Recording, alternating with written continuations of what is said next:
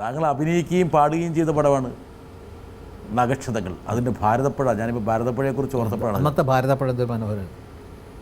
അന്നൊരു പക്ഷേ നീരാടുവാനും അതുപോലെ ആരെയും ഭാവഗായകനാക്കുന്നു, ആ പാട്ടുകളൊക്കെ താങ്കൾ കേട്ടപ്പോൾ ഒരുപക്ഷെ നമ്മുടെ മനസ്സും അങ്ങോട്ട് പോയി.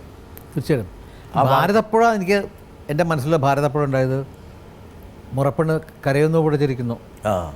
അതാണ് ഭാരതപ്പുഴയുടെ ഏറ്റവും മനോഹരമായ ഭാരതപ്പുഴ.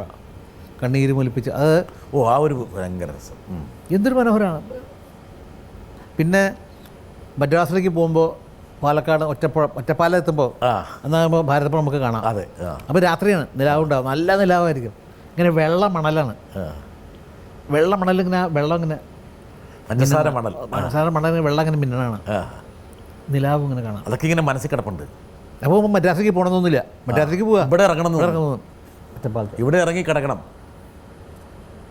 ഒരു പക്ഷേ നിളയ്ക്ക് വേണ്ടിയിട്ട് നമുക്ക് വേണമെങ്കിൽ ഒരു 2 വരി ഭാവഗായകനോ അല്ലെങ്കിൽ ആ നക്ഷത്രങ്ങളിലെ ഒരു പാട്ട് പാടിയാൽ നമുക്ക് വേണേ നഷ്ടപ്പെട്ടു പോയി എങ്കിൽ പോലും അതിനോടുള്ളൊരു ഭാരതപ്പുഴയുടെ തീരം, കവി ഭാവന കതിരിട്ട തീരം, മലയാള നാടിൻ്റെ നിറമാറിൽ വീണ്ടും അമൃതം പൊഴിയുന്ന തീരം, ഭാരതപ്പുഴയുടെ തീരം, കവി ഭാവന കതിരിട്ട തീരം.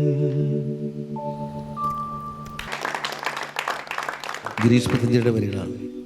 രഘുകുമാർ, അന്തരിച്ച മ്യൂസിക് ഡയറക്ടർ രഘു, ഞങ്ങൾ ബന്ധുക്കളായ രഘു ചെയ്ത പാട്ടുകളാണ് ഭാരതപ്പുഴയുടെ തീരം.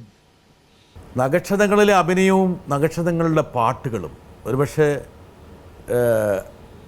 താങ്കളുടെ രാമനാഥ മാഷ് പറയും നക്ഷത്രങ്ങൾ പാട്ട് കേവല മധ്യഭാഷ കേൾക്കാത്ത ദേവദൂതികയാണ് നീ, കേവല മധ്യഭാഷ കേൾക്കാത്ത ദേവദൂതികയാണ് നീ, ഒരു ദേവദൂതികയാണ് നീ. ചിത്രവർണ്ണങ്ങൾ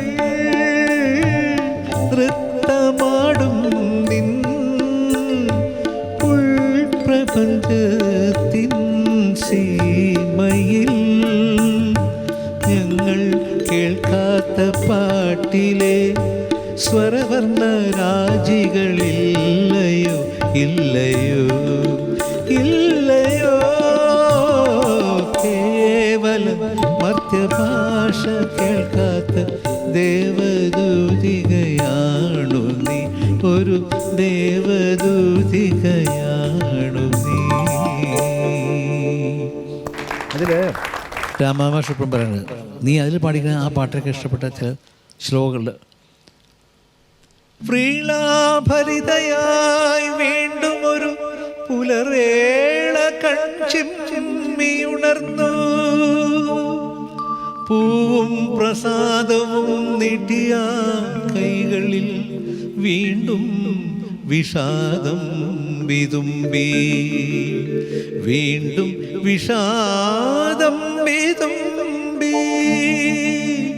അന്നാ വിരൽ തൊട്ട മാത്രയിൽ നമ്പൊരു